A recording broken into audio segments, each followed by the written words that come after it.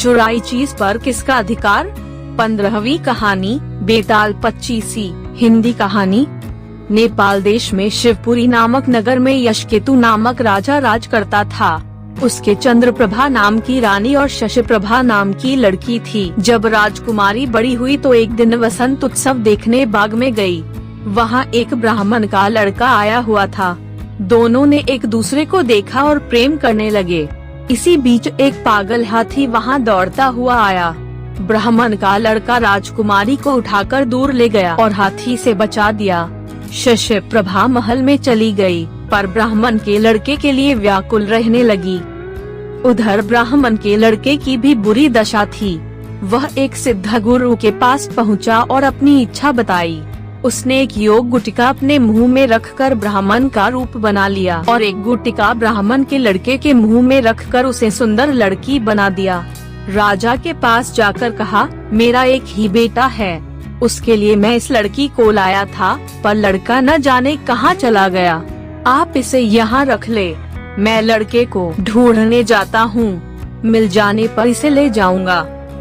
सिद्ध गुरु चला गया और लड़की के भेष में ब्राह्मण का लड़का राजकुमार के पास रहने लगा। धीरे धीरे दोनों में बड़ा प्रेम हो गया।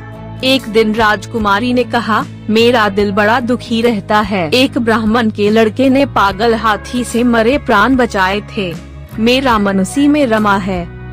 इतना सुनकर उसने गुटिका मुंह से निकाल ली और ब्राह्मण कुमार बन गया। राजकुमार उसे देखकर बहुत प्रसन्न हुई। तब से वह रात को रोज गुटिका निकालकर लड़का बन जाता, दिन में लड़की बना रहता। दोनों ने चुपचाप विवाह कर लिया। कुछ दिन बाद राजा के साले की कन्या मृगांका दत्ता का विवाह दीवान के बेटे के साथ होना तय हुआ। राजकुमारी अपने कन्या रूपधार ब्राह्मण कुमार के साथ वहां गई।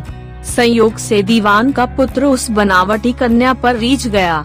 विवाह होने पर वह मृगांका दत्ता को घर तो ले गया, लेकिन उसका हृदय उस कन्या के लिए व्याकुल रहने लगा। उसकी यह दशा देखकर दीवान बहुत हैरान हुआ। उसने राजा को समाचार भेजा। राजा आया। उसके सामने सवाल था कि धरोहर के रूप में रखी हुई कन्या को वह कैसे दे दे।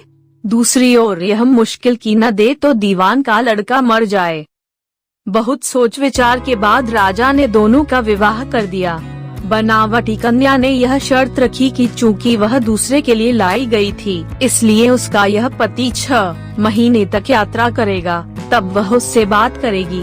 दीवान के लड़के ने यह शर्त मान ली। विवाह के बाद वह उसे मृगांका दत्ता के पास छोड़ तीर्थ यात्रा चला गया। उसके जाने पर दोनों आनंद से रहने लगे। ब्राह्मण कुमार रात में आदमी बन जाता और दिन में कन्या बना रहता। जब 6 महीने बीतने को आए तो वह एक दिन मृगांका दत्ता को लेकर भाग गया।